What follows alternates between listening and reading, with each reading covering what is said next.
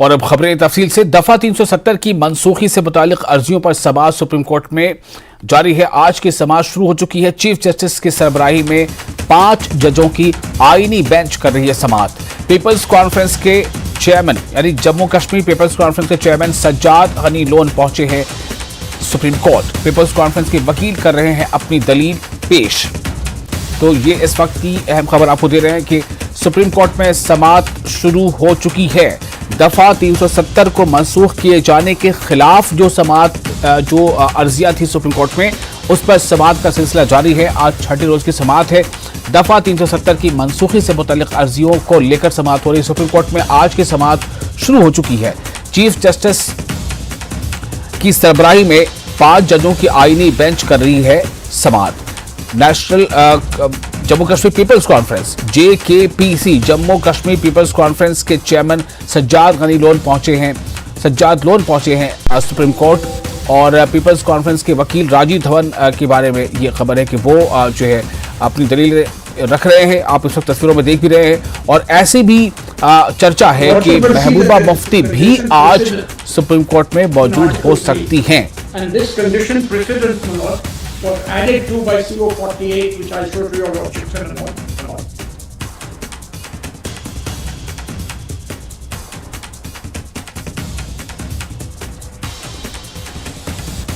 Further require the bill to be sent to the legislature of the state, but we're not concerned with that because it has to be sent to every single state. Now, Lord, I take your lordships to this notification C subclause 2.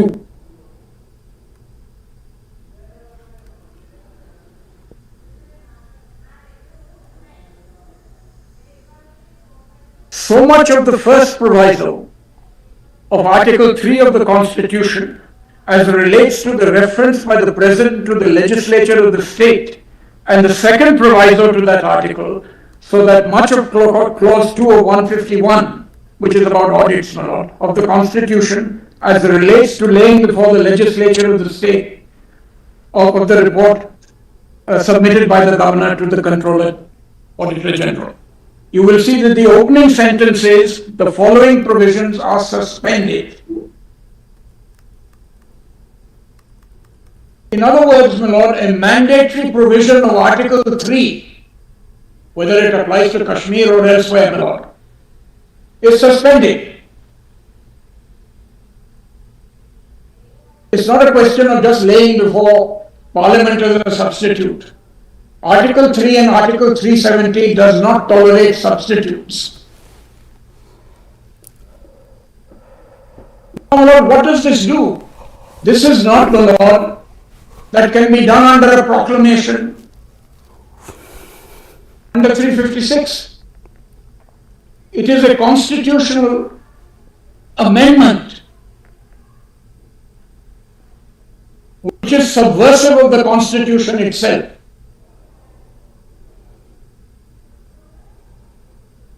If this suspension fails, my lord, President's rule will fail. And its extension, my lord, in July will also fail. You have amended the Constitution, albeit to all states and certainly to Jammu and Kashmir. And this mandatory provision और जम्मू कश्मीर से दफा 370 हटाने के खिलाफ दायर अर्जियों पर supreme court में समाअत जारी है। आज छठे दिन की समाअत हो रही है। Chief justice of India TY Chandrachud की सदारत में 5 रुकनी आईनी बेंच इस मामले की समाअत कर रही है। उधर आज पीपल्स कॉन्फ्रेंस के सदर सज्जाद गनी लोन भी सुप्रीम कोर्ट पहुंचे हुए हैं, चूंकि उनकी अर्जी पर ही पैरवी करते हुए राजीव धवन आज अपनी दलीलें रख रहे हैं सुप्रीम कोर्ट में। और खबर तो ये भी है कि आज महबूबा मुफ्ती भी किसी वक्त दिल्ली में होंगी और सुप्रीम कोर्ट वो भी आज पहुंचेंगी। सज्जाद लोन ने उम्मीद जाहिर की है कि सुप्रीम कोर्ट आर्टिकल 370 को बहाल कर देगा। लोन ने सवाल किया कि क्या गवर्नर को 1 करोड़ आवाम की तरफ से फैसला लेने का कोई हक था। जो इसमें है, what is the definition of people, who represents the people, लोग कौन है? क्या ये वो लोग हैं जो वोट डालें? अब पार्लियामेंट का वोट है, पार्लियामेंट का वोट क्या इतना बड़ा है कि वो वहां से एक बंदे को भेजें जिसका नाम गवर्नर है, और governor on behalf of the people of Jammu and Kashmir दस्तखत कर देता है। इससे बड़ी कॉन्स्टिट्यूशन के बाहर बात क्या हो सकती है?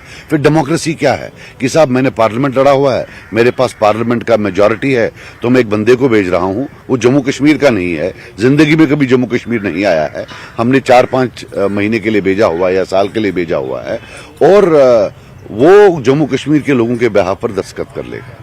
सबसे पहली बात आप इसको बताइए, किसी से भी पूछे जो डेमोक्रेसी का जो है एक छोटा भी बात उसमें जो है बिलीव करता हो कि क्या ये पॉसिबल है। लेकिन एक सवाल जो हमेशा से सेंटर्स की तरफ से और भारतीय जनता पार्टी की तरफ से हमेशा रखा गया कि 370 अलहदगी पसंदी की हौसला अफजाई करती थी, जम्मू कश्मीर को अलग रखती थी। जम्मू कश्मीर में जब से 370 हटी तब से वहां के आम लोगों को उनके हुकूक मिले, वहां पर जो योजनाएं थी, जो स्कीमें हैं, उनका फायदा मिलना शुरू हुआ। देखिए, सबसे पहली बताऊं, 1947 में आजादी हुई, 1989 42 ईयर्स तक आप ट्रैक रिकॉर्ड देखें, कश्मीर का मर्डर तक नहीं हुआ है, 1 या 2 मर्डर्स हुए हैं। One of the safest places on mother earth. तब तो 370 था। 370 की वजह से नहीं, ये जो सेसेशनिज्म उठा, ये उठा 1987 की रिगिंग ऑफ इलेक्शंस के बारे में। उसके बारे में तो कोई बात ही नहीं कर रहा है। 370 का क्या लेना देना है इससे? ये तो पहले से था, ये तो कोई नया नहीं आया है कि भाई आ गया, तो ये तो 89 में उठा सारा। बीजेपी हमेशा कहती है कि पत्थरबाजी खत्म हो गई और जो मिलिटेंसी थी उसमें कमी आई। यू कैन नॉट जस्टिफाई, अगर कोई पहले तुम ये ऐसे जो लॉ एंड ऑर्डर इंप्रूवमेंट है, ये तो कब से होता आ रहा है, पिछले 30 सालों में कभी 2 साल हम देखते हैं पीक, फिर 2 साल देखते हैं डाउन हो गया, ये कोई नई बात नहीं है। तो अब मान लिया वो क्रेडिट लेना चाहते हैं, but that does not justify the means. You know, ends can't justify the means. There is no way. मेरा आखिरी सवाल, क्या दस्तूर साज असेंबली के खत्म हो जाने के बाद जो 1951 से 1957 के बीच में रही, क्या पार्लियामेंट को उसके बाद इख्तियार हासिल नहीं था कि वो कुछ कानून बना सके? क्या ऐसा इख्तियार पार्लियामेंट को नहीं था? आप क्या मानते हैं? देखिए, अगर आप कॉन्स्टिट्यूशन की बात करते हैं, जिन्होंने कॉन्स्टिट्यूशन लिखा था, तो नहीं था। मैं अब एक नॉन लीगल, मतलब लीगैलिटी से बाहर बढ़ के बात करता हूँ एज ए कॉमन मैन, कि 5 अगस्त 2019 में कॉन्स्टिट्यूंट असेंबली नहीं थी, तो उसकी जो नजदीकी रिश्तेदार, फर्स्ट कजन मैं कहता हूं, वो लेजिस्लेटिव असेंबली थी, वो भी नहीं थी। मगर उसकी भी एक फर्स्ट कजन आगे थी, लेजिस्लेटिव काउंसिल, वो तो थी। लेकिन इतना पॉलिटिकल एरोगेंस था कि नहीं, उससे भी नहीं पूछेंगे, जो हमने टूरिस्ट भेजा हुआ है उससे पूछेंगे, वो जम्मू कश्मीर के लोगों की तरफ से बात करेगा। हालांकि लेजिस्लेटिव काउंसिल का कोई कॉन्स्टिट्यूशनल रोल बनता नहीं है, but in these circumstances you could have said चले लेजिस्लेटिव काउंसिल से पूछ ले। जिस तरह की दलीलें रखी गई, जिस तरह की तमाम बातें हो रही, जिस तरह से सुप्रीम कोर्ट बिल्कुल तफसीली समाअत कर रहा है इस पूरे मामले पर, उम्मीद है कि 370 लौटेगी। इंशाल्लाह पूरी उम्मीद है लौटेगी। गवर्नर के रोल पर निशान इंशाल्लाह उठेंगे। एक मतलब इंशाल्लाह अल्लाह ने चाहा तो एक बाउंड्री सेट हो जाए पूरे हिंदुस्तान के लिए कि गवर्नर आखिरकार है क्या, ये कैसा सुपर ह्यूमन बीइंग है जो 1 करोड़ लोगों की तरफ से दस्तखत कर सकता है और उठ के फिर अपने घर चला जा सकता है कि बाय बाय, अब तो मेरा कोई लेना देना नहीं है। देखिए, आज राजीव धवन साहब कंटिन्यू कर रहे हैं। राजीव धवन साहब ने लास्ट हेयरिंग में आफ्टरनून में स्टार्ट किया था, तो जजेस ने रखा था कि भाई नेक्स्ट हेयरिंग पे हम इनको कंटिन्यू सुनेंगे। उसके बाद और लायर्स हैं अभी, और पिटिशन्स हैं, जिन पिटिशन्स पर अभी दलाइल पेश होने हैं, लेकिन आज राजीव धवन साहब स्टार्ट करेंगे। ये किसकी तरफ से ये दलीलें रखने जा रहे हैं? ये राजीव धवन साहब पीसी जो पीपल कॉन्फ्रेंस है, उनकी जो पिटीशन है उस पर दलाइल दे रहे हैं। सॉवरेनिटी पे देखो ओपिनियन है, अब सुप्रीम कोर्ट ने इस पर क्या ओपिनियन लेना है कि भाई सॉवरेनिटी रिटर्न रखी थी महाराजा ने या सरेंडर कर दी थी 1947 को, वो that is a matter of interpretation. वो इंस्ट्रूमेंट ऑफ एक्सेशन को इंटरप्रेट किया जाएगा, तो वो जो सुप्रीम कोर्ट अभी दलाइल पेश किए जा रहे हैं, जो सुप्रीम कोर्ट फैसला करेगा तो सबको मानना पड़ेगा। और जिला बारामूला के बंडी पाइन और वजीरो वागोरा में गैर कानूनी तौर पर मादनियात निकालने और इसकी मुंतकली के खिलाफ बारामूला पुलिस ने कार्रवाई की है। पुलिस ने इस सिलसिले में 3 अफराद को गिरफ्तार किया है। पुलिस ने 3 ट्रैक्टर भी जब्त किए हैं।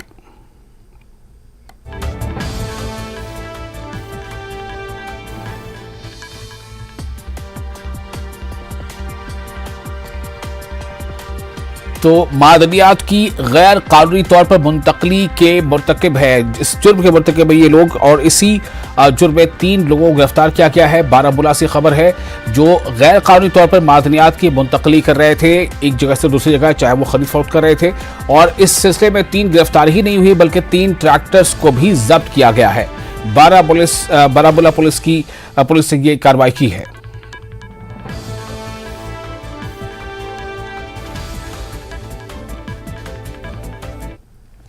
सब जिला त्राल के आरीपल में कायम NTPHC में तिब्बी अमले की कमी की वजह से मकामी लोगों में नाराजगी देखी जा रही है।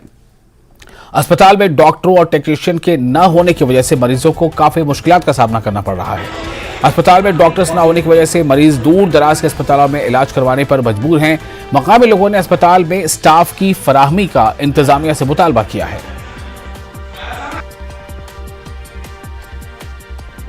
पर आज तक जितनी भी हुकूमतें आई है, आज तक इस आरीपल को नज़रअंदाज किया गया है। खुशकिस्मती यह है कि आज 2 साल पहले यहाँ तहसील बनाया गया है, तो लेकिन तहसील बनाकर भी इस अस्पताल को और बाकी अखराजात जितने भी तहसील में होते हैं कभी अपग्रेड नहीं किया है।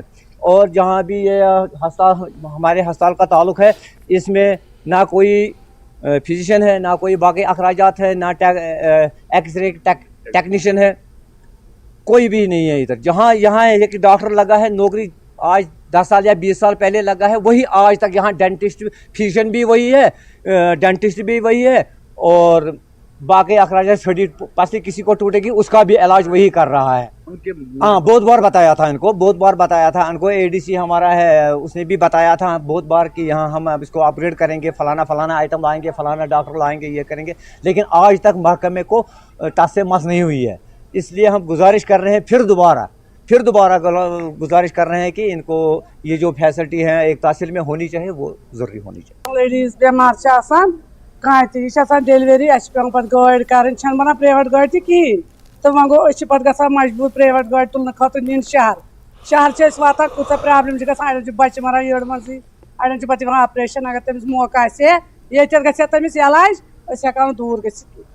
यह मेहरबानी सर, यह बस यह गोन यह लेडीज यह गोन ऑपरेशन थिएटर यह हल ये आरपलस मजी, मगर अस पे दूर गन।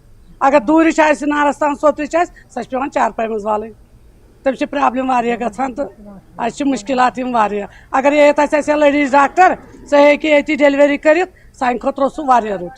कंस बिचारा रोपये 10 आसा कह कह लगे 50 सास से कह गाड़ी सह क्या कर पा। यहाँ पे हॉस्पिटल है, इस पे बहुत से गांव मुश्तमिल हैं, लेकिन बदकिस्मती की वजह से यहाँ पे कोई फिजिशियन है नहीं है, ना कोई गायनोकोलॉजिस्ट, ना ही एक्सरे टेक्नीशियन, और बदकिस्मती ये भी है कि यहाँ पे एम्बुलेंस का ड्राइवर भी है नहीं, जिसकी वजह से लोगों को बहुत दिक्कत आ रही है। इधर से रेफर करते हैं HDH त्राल में, तो एम्बुलेंस बिना एम्बुलेंस के ही पेशेंट को ले जाना त्राल पड़ता है। अब क्या गुजारिश रहेगी सरकार? मैं सरकार से ये गुजारिश करता हूँ कि यहाँ पे एक फिजिशियन और एक गायनोकोलॉजिस्ट और एक एक्सरे टेक्नीशियन को भेज दिए। ब्रेक के बाद एक बार फिर आपका स्वागत है न्यूज़ 18 JKLH पर। आप देख रहे हैं JKLH लाइव। श्री अमरनाथ यात्रा जारी है। अमरनाथ यात्रा का 39वां जत्था आज जम्मू यात्री निवास से कश्मीर के लिए रवाना हुआ। 834 यात्रियों पर मुश्तमिल जत्था सख्त सिक्योरिटी के बीच रवाना हुआ। 248 यात्री बालतल के रास्ते से, जबकि 586 यात्री पहलगाम के रास्ते से रवाना हुए। ये तमाम यात्री 27 गाड़ियों में सवार होकर अमरनाथ के लिए रवाना हुए हैं।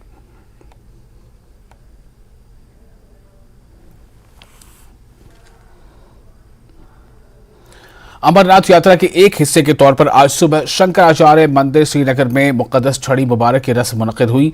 महंत दीपेंद्र गिरी ने कहा कि ये तकरीब काफ़ी अहमियत रखती है, सफ़र के दौरान होने वाली मुख्तलिफ रसूमात को बयान करती है। छड़ी मुबारक को डेलीगेट में सिब्रोन पहाड़ियों के ऊपर मंदिर में ले जाया गया। इसके बाद शारिका भवानी मंदिर का दौरा किया गया। सावन की अमावस्या है और हरियाली अमावस्या के नाम से ये प्रसिद्ध है, और परंपरागत हम आज ही के दिन पवित्र छड़ी मुबारक जो कि शिव और शक्ति का स्वरूप है उसको यहाँ को पादरी पर्वत श्रृंखला पर हम लाए, जहां ऐतिहासिक शंकराचार्य मंदिर स्थित है, और वहां हमने छड़ियों का पूजन किया, रुद्राभिषेक किया और सभी के मंगल की यहाँ कामना किया। इसके बाद अभी छड़ी मुबारक जो है यहाँ कहाँ ट्रैवल करेंगे? अब कल जो प्रतिपदा का दिन है, हम यहाँ से जो हरि पर्वत स्थित शारिका भवानी का मंदिर है वहां जाके पूजन अर्चन करेंगे, और उसके पश्चात तृतीया के दिन दशनामी अखाड़ा श्रीनगर में छड़ियों का पूजन होगा और छड़ियों की स्थापना कर दी जाएगी। और वहां फिर दर्शनार्थी, जब तक ये हम प्रस्थान मुख्य यात्रा के लिए नहीं करते, तो वो दर्शनार्थ छड़ियां मंदिर में रहेंगी, तो कोई भी श्रद्धालु दर्शनार्थी आना चाहे वो दर्शन कर पाएगा। और पुलिस ट्रेनिंग स्कूल कठुआ की जानिब से एक तिरंगा रैली का इनेकाद किया गया। इस रैली में बड़ी तादाद में जवानों की शिरकत देखी गई। ये जवान हाथों में तिरंगा लिए हुए हैं। लोगों में हुब्बुल वतनी के जज्बे को मजीद बढ़ाने के लिए इस रैली का इनेकाद किया गया। यौम आजादी के सिलसिले में इस तरह की रैलियों का इनेकाद किया जा रहा है। जो गवर्नमेंट की एक सिस्टम है कि हम मतलब कि अपने शहीदों को याद करें, इस माटी को हम नमन करें, ताकि जो उन शहीदों ने जिन्होंने उस वक्त जिस समय आज़ादी की लड़ाई चल रही थी, वहाँ से लेकर जब वो उन्होंने अपनी जान तक कुर्बान कर दी इस मुल्क के लिए, कि जहाँ के लोग खुश और खुशहाल रहें, जहाँ की मुल्क की डेवलपमेंट अच्छे तरीके से हो, उसी के तहत ये प्रोग्राम जो लॉन्च किया। बेसिकली तो हर साल हम अपने शहीदों को 24 घंटे याद करते ही करते हैं, लेकिन एक टाइम रखा गया 9 अगस्त से लेकर 20 तक, तो आम रखो 30 तक दिल्ली में रखा गया। वो उसका यही मकसद है कि हर एक इंसान उन शहीदों को याद कर सके जिनकी बदौलत हमारा मुल्क आज एक प्रोग्रेस की राह पर चल रहा है। मैं बेसिकली ये नहीं कहना चाहता कि शहीद सिर्फ आर्मी वाले हैं, जब फोर्सेज वाले हैं, वो अनगिनत हीरोज जो अनसंग हीरो हैं, जिन्होंने आज़ादी की लड़ाई में इतना बड़ा योगदान दिया कि जिनके बारे में हमें पता ही नहीं है, ना कहीं हमारी हिस्ट्री की बुक्स में उनका रेफरेंस है कोई, ना ही आम पब्लिक को पता, लोक गाथों में उनका पता है कि उन्होंने क्या क्या काम किया। अगर हम ये कहेंगे कि एक जवान जो फ्रीडम फाइटर है, सिर्फ वही उन्होंने ही शहादत दी है। एक मजदूर जो रोड पर काम करता है, जो अपने मुल्क की, चाहे बेशक वो मजदूरी लेता है उसकी, लेकिन जो काम एक रोड अगर बनाता है वो देश की डेवलपमेंट के लिए काम करता है। अगर वो भी काम करते करते उसकी भी मौत हो जाती है, तो वो भी हम शहीदों में गिनते हैं। और डिस्ट्रिक्ट पुलिस लाइंस अवंतीपुरा में यौम आज़ादी के सिलसिले में एक बड़ी तकरीब मुनक्किद की गई थी। म्यूनिसिपल कमेटी की चेयरपर्सन शमीमा रैना ने कौमी परचम लहराया और मार्च पास्ट पर सलामी ली। SSP Awantipora Ejaz Ahmad Zargar, additional deputy commissioner Awantipora Zafar Hussain Shal और CRPF के अफसरान के अलावा आम लोगों की एक बड़ी तादाद ने शिरकत की। मुख्तलिफ सकाफती और तमदनी प्रोग्राम भी पेश किए गए। अवंतीपुरा में जो ये प्रोग्राम किया गया बहुत ही जोशो खरोश से किया गया है। धीरे धीरे माहौल भी चेंज हो गया है यहाँ का। अब लोगों को लगने लगा है कि वो जो डर एक था वो डर खत्म हो गया। जो हमारा प्राइम मिनिस्टर साहब है नरेंद्र मोदी साहब, उसने वो डर खत्म कर दिया, तो यही आज रिजल्ट आ रहा है। जो ये डर खत्म हो गया लोगों के अंदर, जो हमारे प्राइम मिनिस्टर साहब ने काम किया तो बहुत ही अच्छा काम किया, तभी तो लोग आज जोक दर जोक आ रहे हैं। और यौम आज़ादी के सिलसिले में EDI पापुर में एक तकरीब मुनक्किद हुई। डायरेक्टर EDI एजाज अहमद भट्ट ने कौमी परचम लहराया और मार्च पास्ट पर सलामी ली। इस मौके पर BSF और पुलिस के जवानों के साथ साथ इदारे के अमले ने हिस्सा लिया।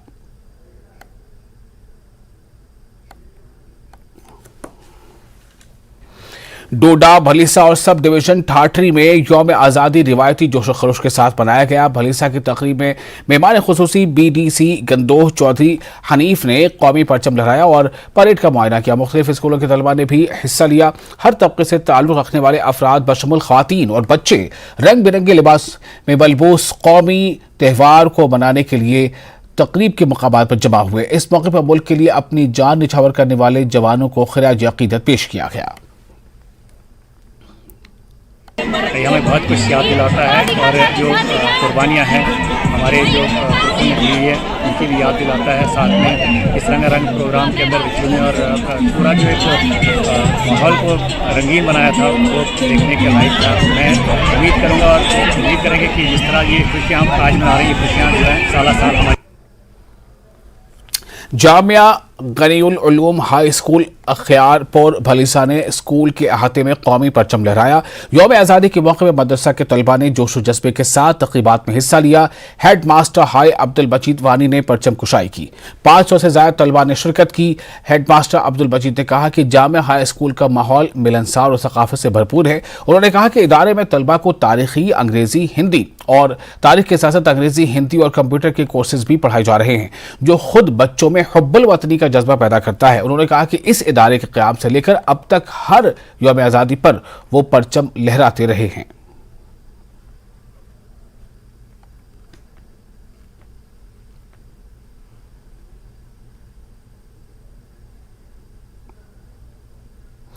बॉर्डर रोड ऑर्गेनाइजेशन ने श्रीनगर लेह कौमी शाहराह पर बुलंद तरीन पासेस पर तिरंगा लहराया।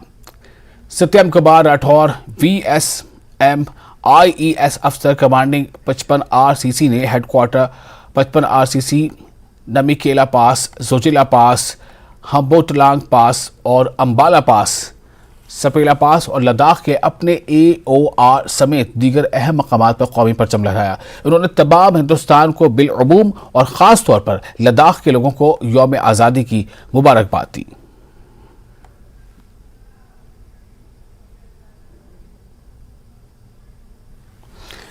GMDC ज़ंस्कार ने मेरी माटी मेरा देश के तहत प्रोग्राम का इनेकाद किया। Government modern degree college Zanskar में मुल्क की हिफाजत के लिए अपनी जानों का नजराना पेश करने वाले बहादुर सिपाहियों को खिराज अकीदत पेश किया गया। इस मौके पर ज़ंस्कार सब डिवीजन के साबिक फौजियों को मदऊ किया गया और रिवायती खटकों के साथ कॉलेज में इनका इस्तकबाल किया।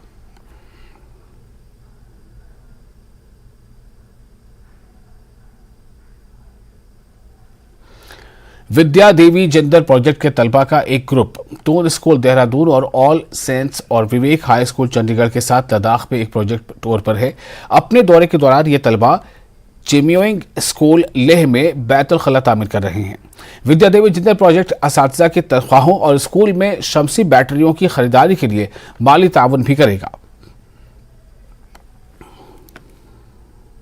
बाहर के जो लेह से बाहर के बच्चे जैसे हिसार हो या चंडीगढ़ और नैनीताल, इसी तरह कई स्कूल के बच्चे यहाँ आके वॉलंटियर काम कर रहे हैं। तो ये प्रोजेक्ट के बारे में डिटेल बताने के लिए सर हमारे साथ जो इंचार्ज मैम है तनु जी मैम हमारे साथ जुड़ने के लिए बहुत बहुत शुक्रिया। Thank you. ये प्रोजेक्ट के बारे में बताएंगे। हम लोग विद्या देवी जिंदल स्कूल हिसार से आए हैं और हमारा स्कूल राउंड स्क्वायर नाम के एक इंटरनेशनल ऑर्गेनाइजेशन है, उसका मेंबर है और मैं उसकी रिप्रेजेंटेटिव भी हूँ। तो उस ऑर्गेनाइजेशन के अंदर हम लोग internationalism, democracy, leadership, environment awareness और सर्विस प्रोजेक्ट्स करते हैं। तो ये सर्विस प्रोजेक्ट्स को करने के लिए हमने जस्ट सोचा फरवरी मार्च में कि क्यों नहीं किसी ऐसी जगह जाके कुछ सर्विस की जाए जहाँ पे बच्चों को एजुकेशन में बहुत हेल्प की ज़रूरत है। और फिर हमारे दिमाग में आइडिया आया कि लद्दाख चलते हैं। लद्दाख में फिर हम लोग मार्च में 3 लोग की टीम हम यहाँ पर आए। हमारे एडमिनिस्ट्रेटर सर निखिल रुद्रा जी और इवेंट मैनेजर रुपेश कुमार, हम लोग तीनों आए और आपके जोनल एजुकेशन ऑफिसर ने हमें इस स्कूल के बारे में बताया कि दलाई लामा ट्रस्ट से चलता है पर उनको बहुत फंडिंग की ज़रूरत है। तो हम यहाँ के प्रिंसिपल से मिले, हेडमास्टर टुंडुक जी से मिले, उन्होंने हमें बताया कहाँ कहाँ पे हेल्प की ज़रूरत है। उसके बाद नेक्स्ट डे हम तांगसे गए। तांगसे में शुचिकुल में छोटा सा स्कूल है मोनेस्ट्री का, उन लोगों से मिले। KG उनके हेडमास्टर हैं, उन्होंने भी बताया उन्हें बहुत सारी फंडिंग की ज़रूरत है उन छोटे लामास की पढ़ाई के लिए। उनके पास टीचर नहीं रुकते हैं, टीचर हैं तो सैलरी की प्रॉब्लम है। सो वहाँ से फिर हम वापस गए स्कूल में, जाके हमने इस पे डिस्कस किया और फाइनली हमने दोनों से पूछा कि अभी एट प्रेजेंट उनको क्या चीज़ चाहिए। सो जैमिंग स्कूल में उन्होंने हमें बताया कि वो टॉयलेट कंस्ट्रक्ट कर रहे हैं, उसके लिए हेल्प चाहिए। और तांगसे में उनको अभी टीचर्स की सैलरी सबसे बड़ा प्रॉब्लम था और सोलर बैटरीज के लिए थोड़ा सा अमाउंट चाहिए था। सो जैमिंग में हम लोग यहाँ 13 तारीख को आए थे लेह में। हमारे साथ 3 स्कूल और हैं जो कोलैबोरेशन कर रहे हैं। The Doon school Dehradun, all saints college Nainital, Vivek high school Chandigarh. सभी के बच्चे हैं, टोटल 23 और 7 टीचर्स। 13 को हम आए, 14 से कल से काम शुरू किया यहाँ पर। जो लोअर लेक के काउंसलर हैं उन्होंने इसका इनॉग्रेशन किया हमारे इस प्रोजेक्ट का।